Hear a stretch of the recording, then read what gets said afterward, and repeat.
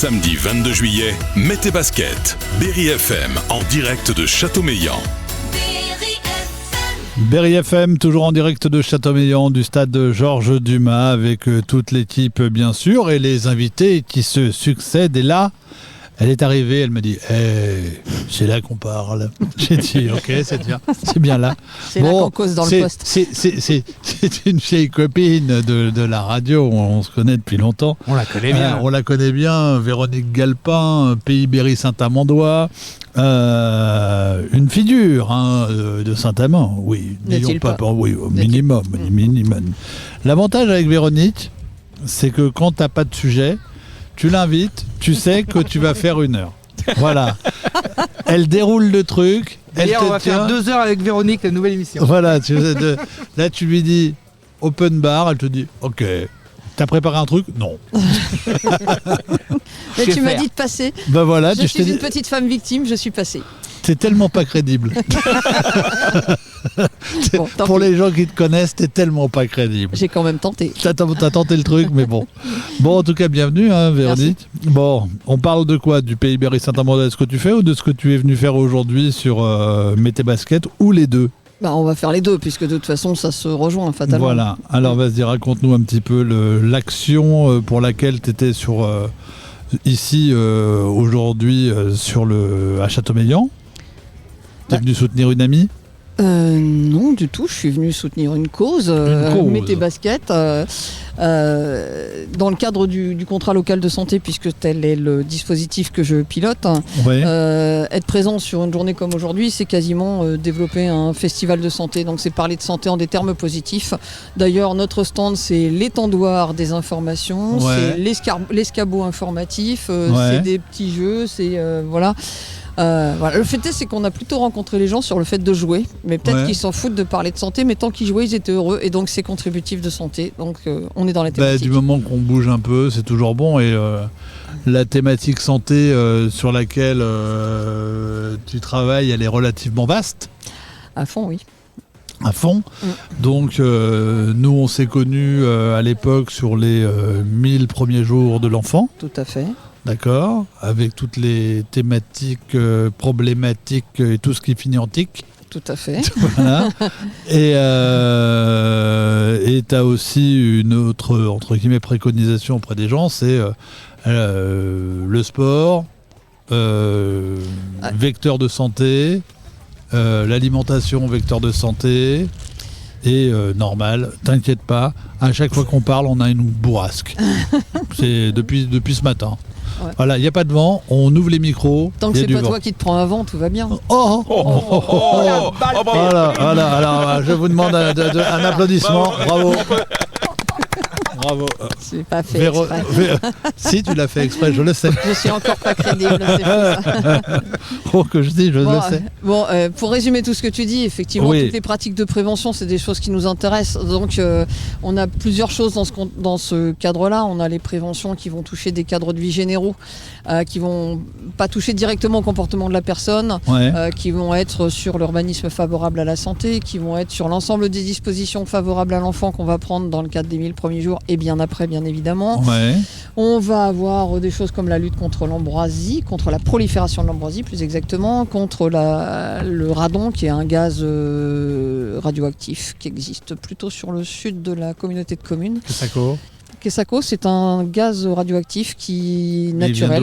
Naturel. Oui, naturel, il sort du sol. Ouais. C'est absolument pas problématique quand il sort comme ça. Ça l'est un peu plus quand il sort à l'air libre, voilà. Ouais. Ça l'est un peu plus quand il sort et qu'il y a une maison dessus. Voilà, donc il y a des communes qui travaillent là-dessus, qui ont informé leur population, etc., qu'on fait des tests, donc ouais. c'est bien suivi. Mais toi, tout ça, c'est des choses qu'il faut faire qui touchent pas au comportement des gens et qui font qu'à un moment donné, pour prendre les vrais mots de la prévention, ouais. Le danger et le bonhomme se rencontrent pas.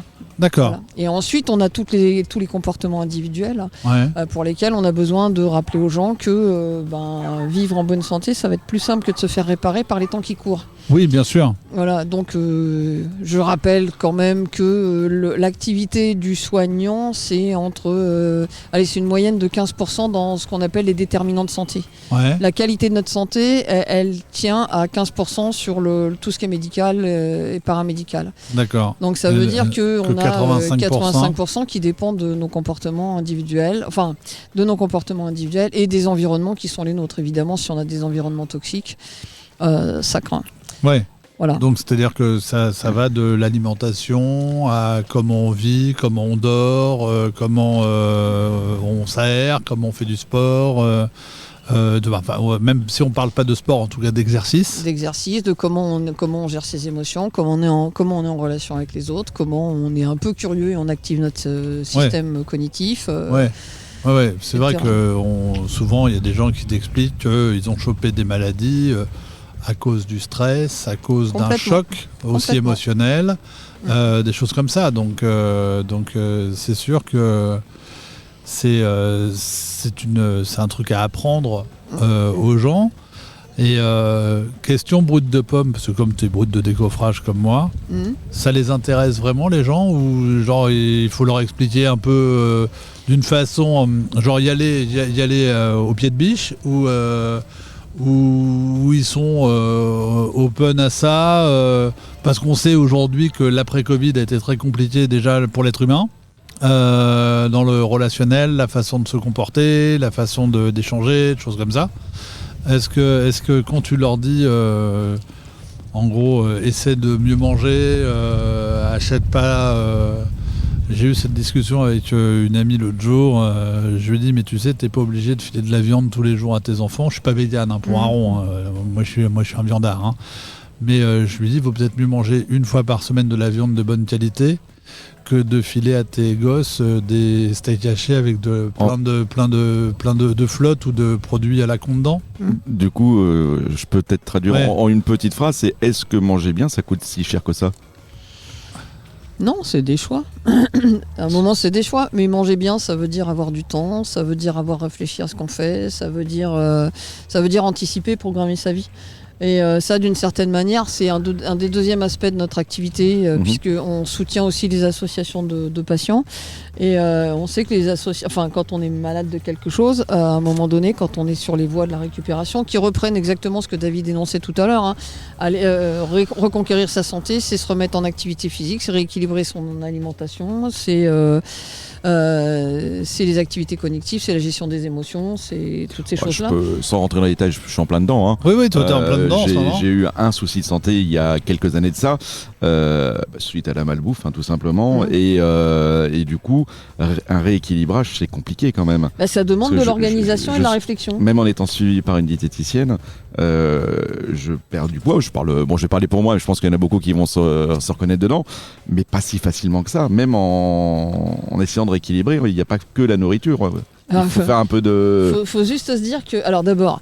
il y a le stress, il y a beaucoup de choses, il y a le travail à côté. La problématique du poids, elle est palliée qu'on ne vit pas dans des frigos. Parce que aussi, j'ai un souci de... Moi, je suis une opérée bariatrique, donc ex-obèse.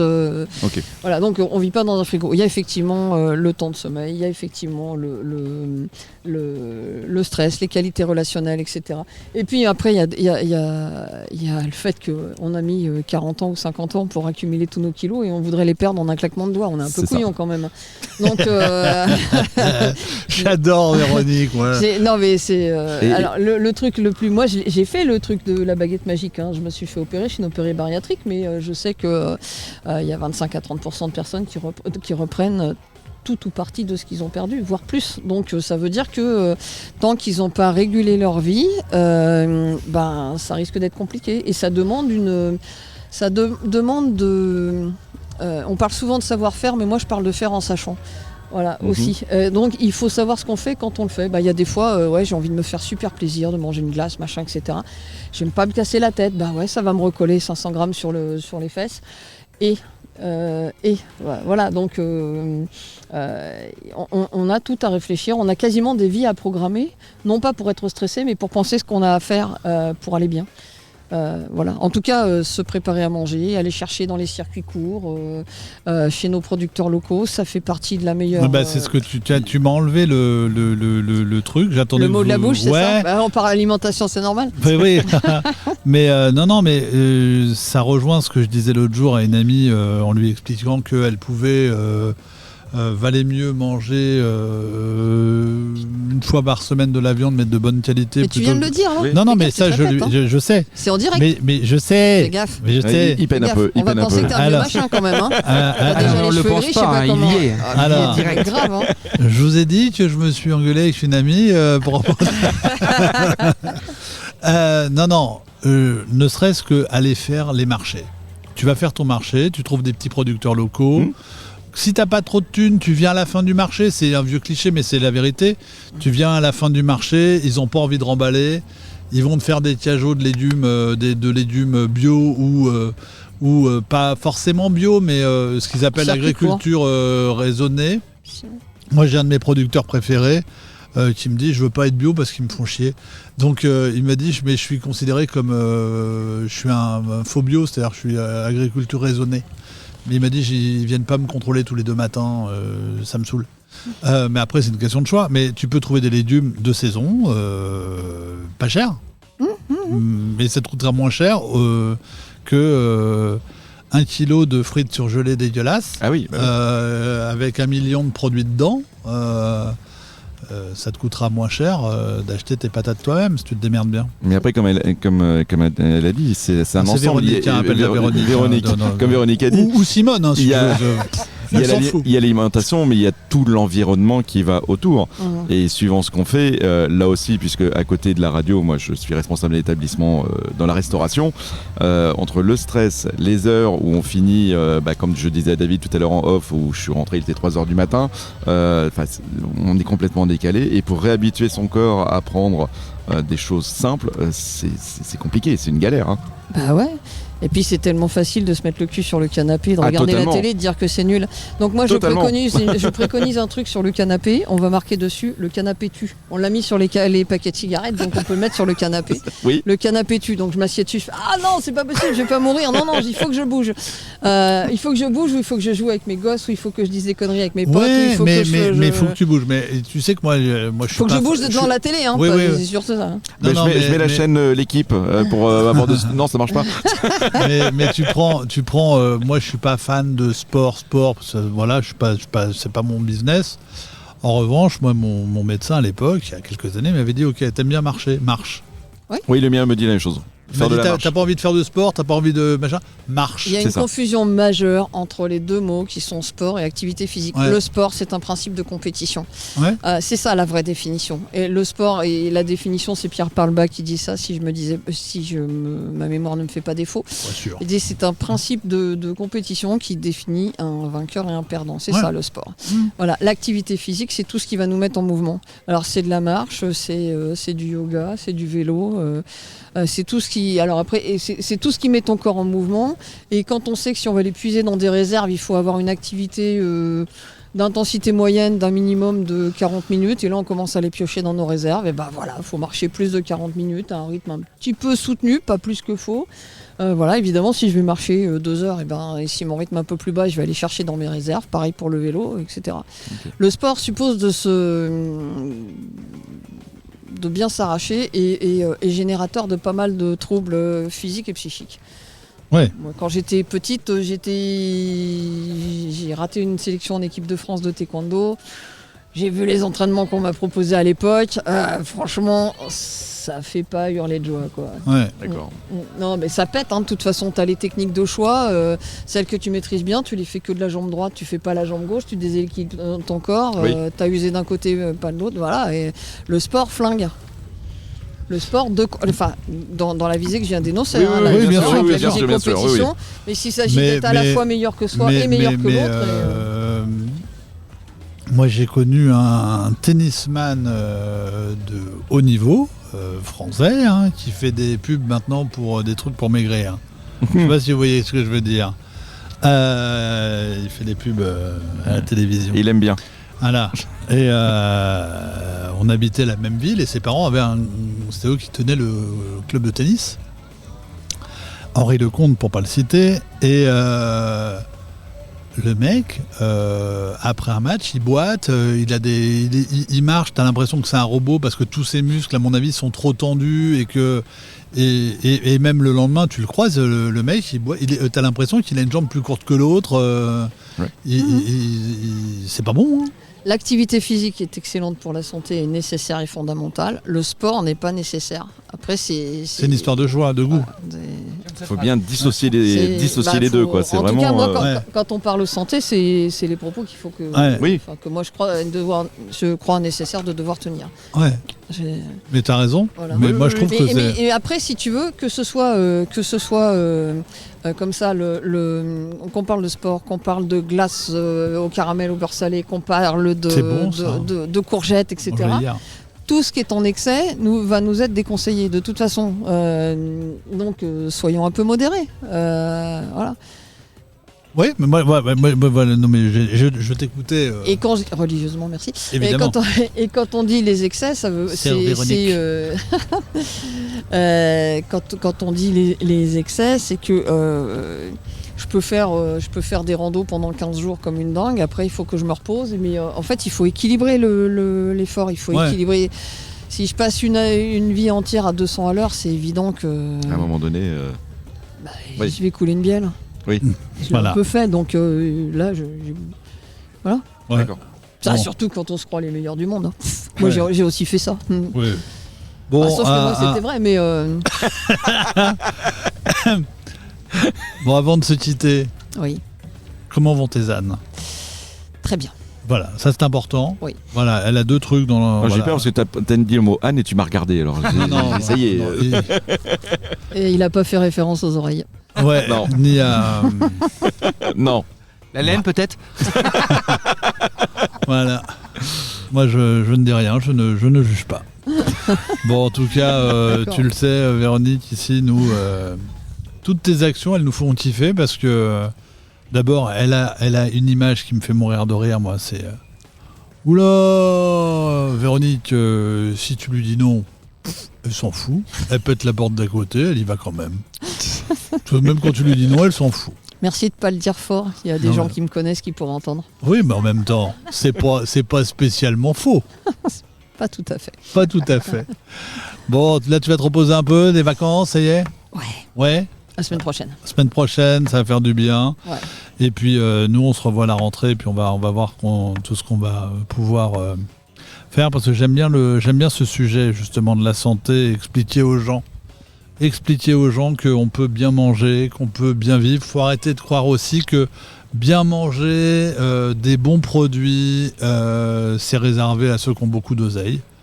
Alors oui, c'est peut-être plus facile pour certains, mais en étant malin, on peut trouver plein d'alternatives. Eh bien, nous avons été heureuses d'interviewer David Leroy qui nous a parlé de l'importance de bien manger sur les marchés à la fin du marché. Voilà. Mais n'empêche que c'est vrai, je se fous de ma gueule en plus. Tu sais que c'est la seule que je laisse faire ça. C'est normal. Vous me connaissez ? C'était vraiment le cas en plus. Non mais attends. Il va rien dire. Tu sais quoi je pense que Véronique elle va venir plus souvent dans le studio en fait. Mais non, parce que tu veux que je te dise, la première fois que je l'ai vue, elle est arrivée. Je le dis ou pas ? Je sais pas ce que tu vas dire. Elle est arrivée, elle me dit « Ça va ma... » Je sais plus ce que... un mot... Ma poule ? Ouais. Je dis ma poule à tout le monde. Voilà, ça va ma poule ? Je la connaissais pas, ouais. C'était la 2e fois ça ? Non, première fois. Oh mon Dieu.